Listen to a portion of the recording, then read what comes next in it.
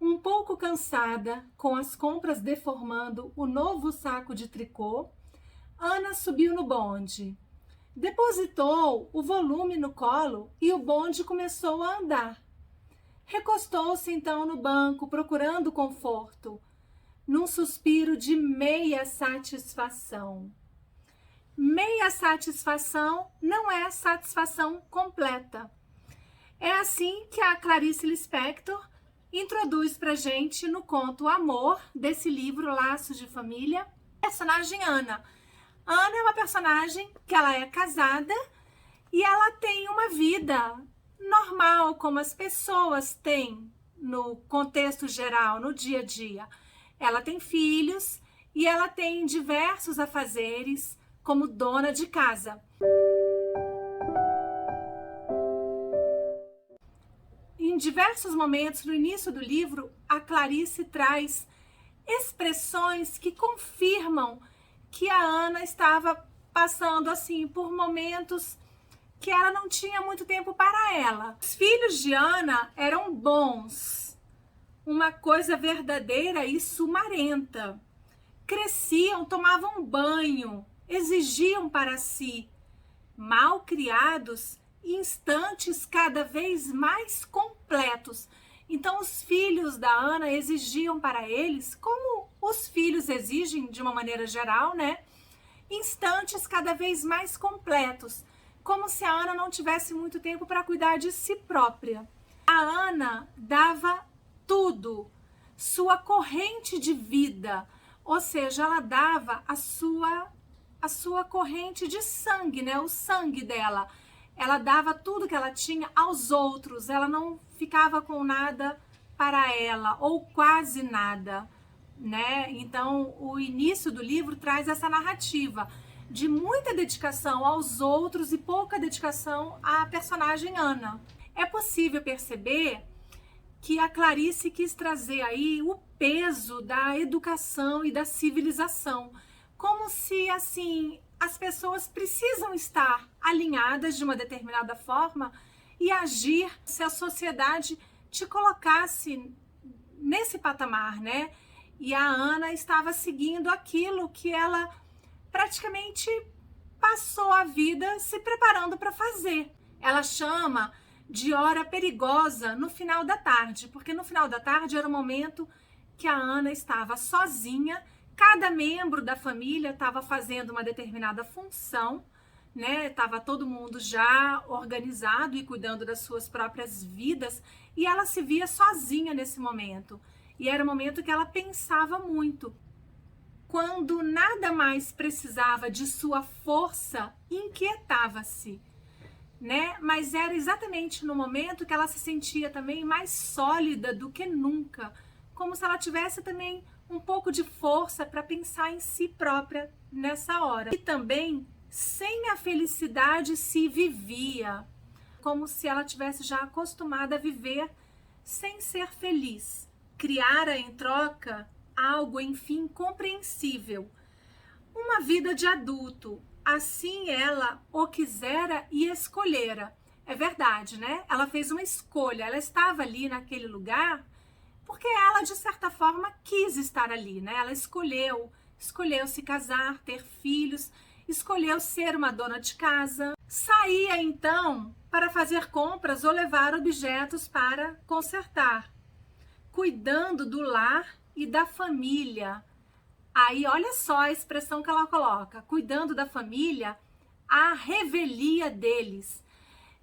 No direito, a revelia é uma expressão usada quando uma citação de alguém e a citação é feita à revelia. É sem que a pessoa saiba. Aqui no livro me passou a impressão assim, que é como se ela trabalhasse sem que a família tivesse interesse naquilo ou tivesse qualquer conhecimento, como se ela fizesse as coisas e ninguém valorizasse. Eu vi nesse sentido. As crianças vindas do colégio exigiam-na, como se ela tivesse assim aquela rotina, né? E tava os móveis de novo empoeirados e sujos. Limpa, suja, arruma, bagunça, enfim. E aqui também a Clarice traz uma outra expressão bem forte. Ela fala: e alimentava anonimamente a vida. Assim, essa expressão que ela usou, anonimamente, me veio a ideia de que como se ela tivesse não sendo protagonista da própria vida, sabe? Quando você vive sem autoria, porque você se torna anônimo quando você não tem o seu nome dito, né? Quando você se esconde, se você não estivesse ali, né? Estivesse apenas sendo um robô, fazendo as coisas para as outras pessoas. A Ana estava num bonde, até que num determinado momento ela vê numa parada um homem mascando chicletes, e esse homem ele era cego. E aquilo chama muito a atenção dela, ela fica olhando aquele mascar. O homem mascava, né? E ela via ele de olhos abertos ali, e ele só estava naquele movimento, aquela coisa mecânica, né? A interpretação que me veio muito forte nesse momento, os processos que são falados pelo psicanalista Lacan, no Seminário 11, ele fala sobre a alienação e a separação. Porque quando a gente vem ao mundo, a gente se torna meio alienado a tudo na vida. Porque, claro, uma criancinha, ela não tem como tomar decisões e escolher o que ela quer. Ela precisa de quem? De pessoas que estão cuidando dela, né? Que são os responsáveis por ela. Na maioria das vezes, né? A mãe, o pai, mas também existem outros cuidadores. E essas pessoas vão praticamente fazer com que a criança internalize gostos, vontades, características da vida. Então, por exemplo, o menininho vai torcer para o time de futebol que o pai dele torce, que o tio torce, o avô. São pessoas que vão trazer coisas para a vida da criança. Entrar numa escola que vão te colocar, e nessa escola vão ter professores que vão te orientar, e a criança vai começar a crescer com aquilo tudo que veio de uma dimensão social, uma dimensão cultural. Lacan vai chamar isso de o grande outro. E esse processo todo é um processo de alienação. Você está, de certa forma, alienado naquilo. Você é colocado, tudo é colocado na sua vida de um jeito que, de certa forma, você não escolheu, né? Ainda que sejam coisas que são feitas para o bem da pessoa, que a família queira e as pessoas orientam, é tudo dado, é tudo colocado, são características que são colocadas na criança e você cresce assim. Não é nada que você busque, que você escolha, ainda que exista uma interação social, é um processo de alienação. E vai ter um momento que você vai ter a separação, ou seja, em um determinado momento da sua vida, você vai começar a perceber aquilo que realmente você quer para você. O que eu vou separar daqui? O que eu vou buscar? Quais são os meus interesses? Quais são os meus desejos? Quais são as minhas vontades? Ah, isso eu não gosto, eu vou fazer assim. Apesar da minha família fazer desse jeito, eu vou fazer de outro jeito, porque eu prefiro os seus caminhos, a sua orientação. E isso é muito bacana, né? O ideal na nossa vida é que a gente passe por um processo de alienação e um processo de separação. Cada pessoa chega nisso em um patamar da vida diferente, vai depender da maturidade de cada um. Esse conto, O Amor, assim que eu li isso, o cego mastigando chiclete e a Ana olhando para ele e ela ficando ali presa naquele mascar de chiclete, aquele processo mecânico, me veio muito à mente como se ela estivesse ainda alienada, como se ela não tivesse percebido a separação na vida dela, como se naquele momento ela tivesse começado a perceber coisas que ela quer para ela, que ela não conseguia ver até então. E o fato dele ser cego é como tá tão alienada e tá tão naquele mundo que o que não está naquele mundo é estranho para você. E ali é como se viesse uma avalanche para ela de pensamentos, de opiniões, de ideias que ela nunca tivesse tido contato antes. Ela estava tão envolvida com aquilo, olhando para aquele homem na escuridão, mascando chicletes. O bonde deu uma arrancada súbita, jogando-a desprevenida para trás. E os ovos se quebraram. E nesse momento, a Clarice Lispector fala o seguinte: gemas amarelas e viscosas pingavam entre os fios da rede, da redinha, né, do saco de tricô, onde estavam os ovos. Na minha opinião, é como se aquela rede do saco de tricô fosse exatamente a rede que ia levá-la para o processo de separação. Então, as gemas estavam ali escorrendo entre aquela rede, como se ela estivesse percebendo algo que para ela, naquele momento, era muito importante. Só que aí veio para ela o quê? O medo, né? Muito medo. Logo em seguida, a Clarice vai falar, olha, o cego interrompera a mastigação, tá? Logo depois que os ovos se quebraram, o cego interrompera a mastigação e avançava as mãos inseguras, tentando inutilmente pegar o que acontecia. Havia uma insegurança do cego ali também, né? Na hora que ele interrompe a mastigação. Então, me veio essa ligação. Ao mesmo tempo que ela estava vendo aquele processo de separação na vida dela, que ela precisava um pouco daquilo, né? Talvez não fosse nada tão radical, mas alguma coisa que ela pudesse olhar mais para o seu eu, né? Para a sua pessoa. Ela tinha medo, ela estava insegura, porque ela não conhecia nada diferente daquilo, né? A rede de tricô era áspera entre os dedos, não íntima, como quando a tricotara. A rede perdera o sentido e estar num bonde era um fio partido. Não sabia o que fazer com as compras no colo, ou seja, naquele momento, aquela rede que antes era confortável, que ela apenas tricotava, passou a ser áspera, passou a ser algo difícil para ela, né? Porque ela começou a ver aquilo de uma outra forma. Se a vida dela naquele momento tivesse perdido completamente o sentido. Mesmo as coisas que existiam antes do acontecimento estavam agora de sobreaviso. Sobreaviso, né? A pessoa, como se você tivesse alerta para aquilo. Tinha um ar mais hostil, perecível. O mundo se tornara de novo um mal-estar. Aí, na hora que eu li mal-estar aqui, a psicanálise voltou muito forte para mim também no texto do Freud, né? O mal-estar da civilização.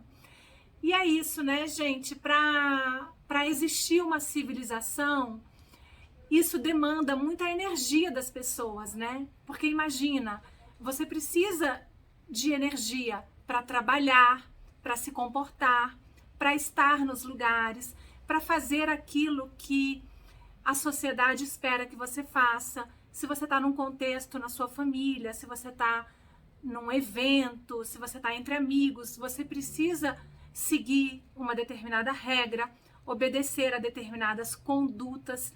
Então, de certa forma, existe muita frustração da parte das pessoas, né?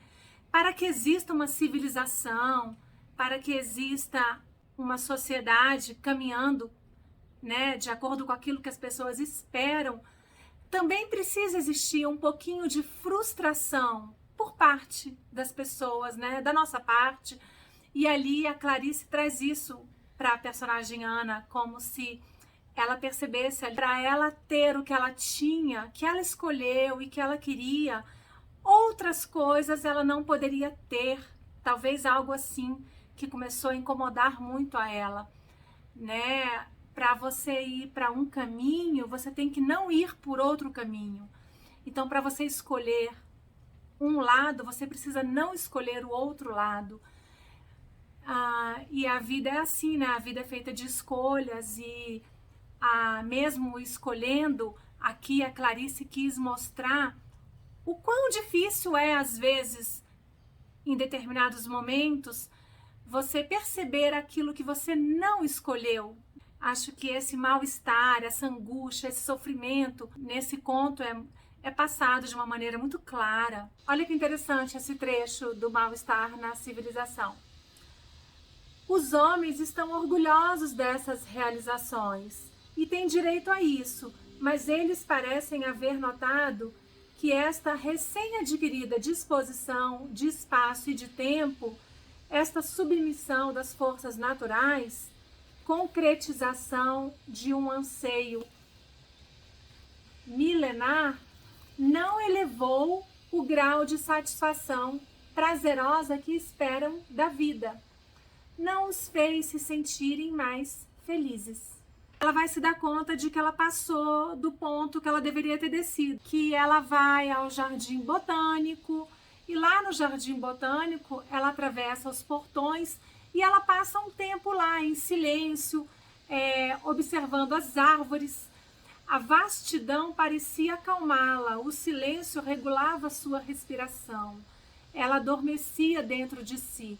Ela traz esse momento como se fosse um momento com ela própria, né? Quando ela chega em casa, é muito interessante também essa parte.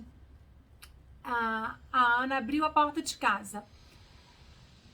E por um instante, olha só, a vida sadia que levara até agora pareceu-lhe um modo moralmente louco de se viver.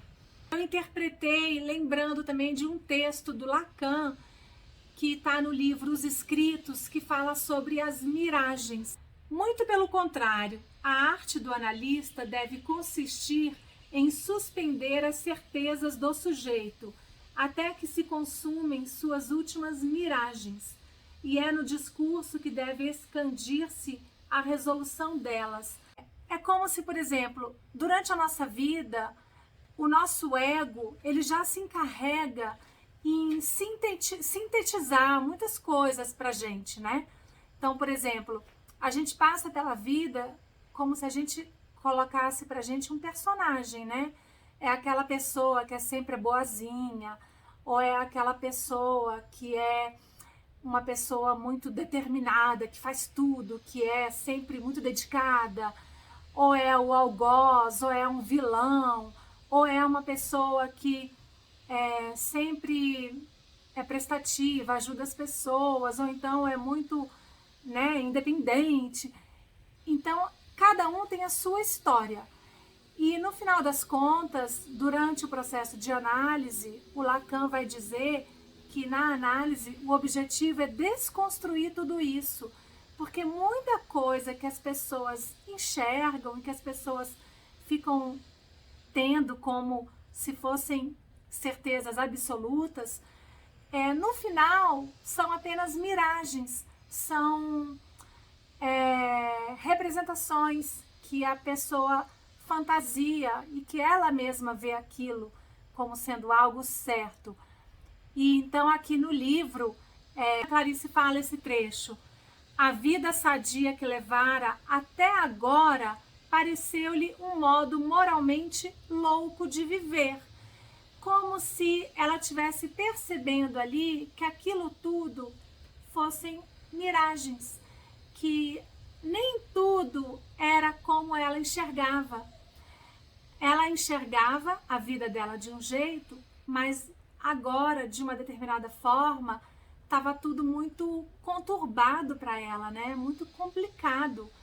E ela não conseguia mais ver com aquele olhar de antes. São palavras muito duras, né? Ela vai falar para o filho: não deixe mamãe te esquecer. Ao mesmo tempo que ela tem muito amor pelo filho, ela tem aquela vontade de também pensar nela um pouquinho e fazer coisas para ela. E aquilo tudo estava muito forte dentro da personagem naquele momento. Sentia as costelas delicadas da criança entre os braços, ouviu o seu choro assustado. A criança ficou assustada com o abraço da mãe. E aí a criança mal sentiu o abraço se afrouxar, escapou e correu até a porta do quarto, de onde olhou a mais segura. E aí a personagem, a Clarice fala, né, que foi o pior olhar que ela jamais recebera, que a Ana jamais recebera. Ou seja, a criança ficou incomodada com aquilo, né? Aquilo chamou a atenção do filho. Freud traz muito isso também, né? Da ambivalência de sentimentos, que nas relações íntimas, nas relações familiares, relações íntimas em geral, ao mesmo tempo que você ama, você às vezes quer manter um pouco de distância. Ao mesmo tempo que você quer estar próximo, você também quer a sua individualidade.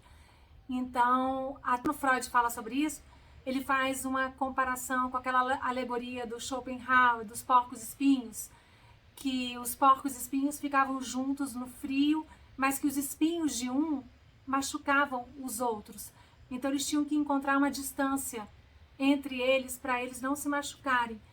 Né? Então, mostrou muito também esse sentimento de ambivalência. Eu amo meu filho, mas ao mesmo tempo eu quero ter um tempo só para mim, eu quero me afastar um pouco disso tudo que eu estou vivendo até agora. Se usa muito isso também, né? De falar palavras que elas são contrárias entre si, e ela traz como se elas estivessem fazendo todo sentido do mundo. Olha só, ela coloca assim: seu coração se enchera com a pior vontade de viver.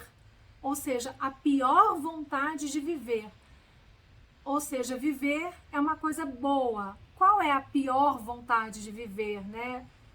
Ela ia continuar vivendo da pior forma, como se fosse algo assim. Um cego me levou ao pior de mim mesma, pensou espantada.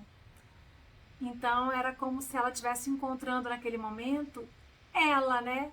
O que ela precisava, mas ao mesmo tempo era o pior dela, porque ia levá-la para longe daquilo que ela tinha na vida dela, como se a família se reuniu para jantar, né? Vieram parentes e no final ela tá com o marido dela, né? E a Clarice fala assim: num gesto que não era seu, mas que pareceu natural, segurou a mão da mulher, levando-a consigo sem olhar para trás. Aí, de novo, afastando-a do perigo de viver. Então, o conto dá a entender que, como se o marido estivesse puxando a Ana para estar junto dele naquele momento, estivesse afastando-a do perigo de viver, porque era como se viver para ela ali fosse não estar ali. Então, ela tinha que ser afastada desse perigo de viver, porque para ela ali, viver seria um perigo, né? Uma contradição muito bacana que a Clarice traz aqui. As pessoas estão sempre em busca de algo, né? De algo melhor, aí conseguem alguma coisa que é algo mais. É como se as etapas nunca chegassem ao fim. É uma busca pelo desejo, uma busca por algo mais, uma busca por algo que a pessoa ainda não conhece. E a Clarice, nesse conto, traz muito isso, né? Da vontade de ser diferente daquilo que você é naquele momento. Então tá, gente, é isso. Eu espero que vocês tenham gostado das palavras que eu trouxe aqui e que, de certa forma, coincida também com um pouco do que vocês pensam e agregue alguma coisa interessante para vocês. Um beijo para vocês e a gente vai se falando.